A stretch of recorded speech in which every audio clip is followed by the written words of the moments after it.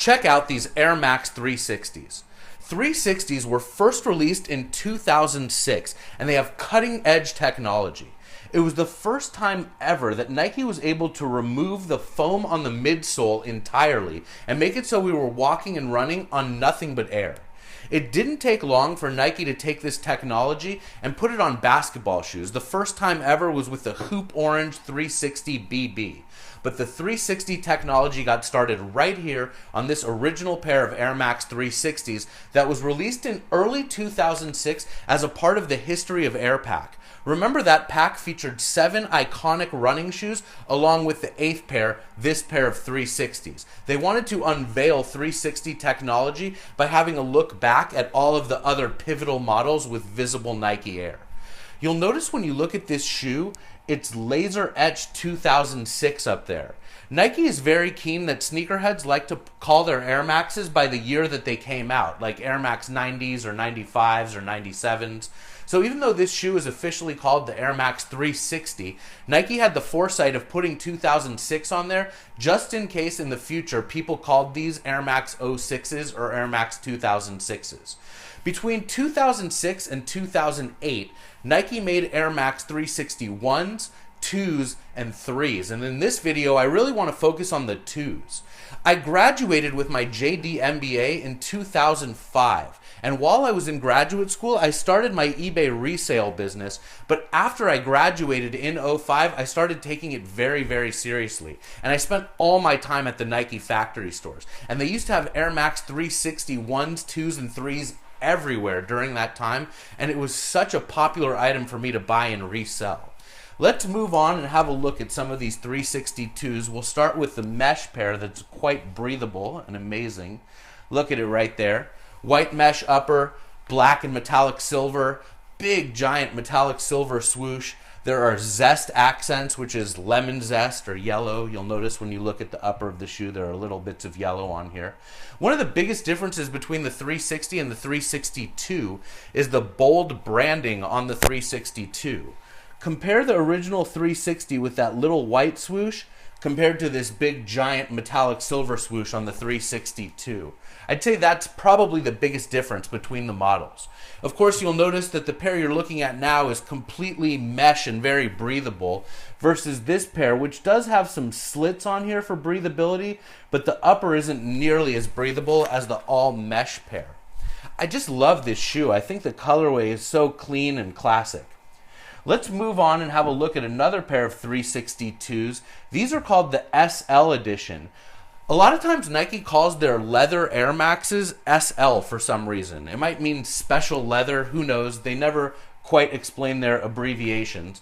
But these are the Air Max 362 SLs.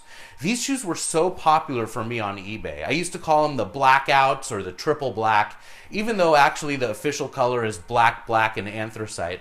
But when you look at this shoe, for all intents and purposes, it's all black. It's a nice touch, actually, that the midsole is black on this shoe because it'll prevent it from going yellow like what we saw on this original 360. I used to buy these shoes for $59.99 and I would sell them to this NCAA referee, like 10 or 20 at a time, and he would buy them for his colleagues. He told me that referees needed comfortable shoes, so shoes with full air was the way to go, and it needed to be all black. I was surprised that he wanted leather shoes instead of something that's more breathable. Imagine running up and down the basketball court all night long in a pair of shoes like this. But the guy was all over these shoes, and I'm sure that he was making a profit on them when he was selling them to other referees. He was so hungry to buy every last pair that I had, no matter what size. So I used to buy these at a clearance store in Viejas. And I know you're probably thinking $59.99 is such a good deal for these shoes, and it is. Usually these shoes were closer to $99.99 at regular outlets, but at the clearance stores, they mark everything down to get rid of it. Look what they used to do at the Viejas clearance store in San Diego. The manager had an idea to write C's on the tongue of the shoe so that people would know that they came from clearance stores. That way you couldn't return the shoe for full price at another Nike store, and it also made it difficult to resell the shoes.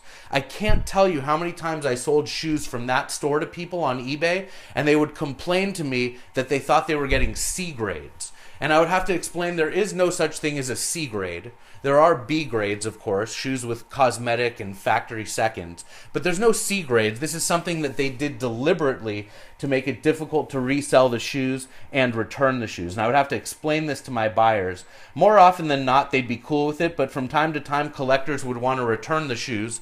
I was happy to take them back and give them a full refund. It was just sort of one of the issues I had to deal with when buying shoes from the clearance store, but the prices were so good that it was worth it. Look underneath here, you'll see that visible air goes all the way under the shoe. These 360s were so revolutionary, so cutting edge, so clean, so good looking. I look at them and I can't help but remember my time on eBay.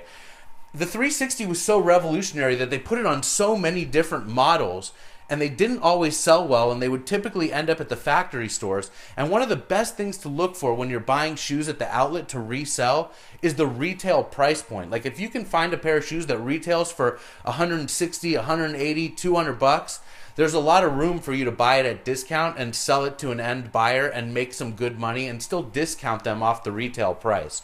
So that was definitely true with all of these 360 models. Anyway, it's been a real pleasure introducing you to the original Air Max 360 and then sharing two pairs of 362s with you.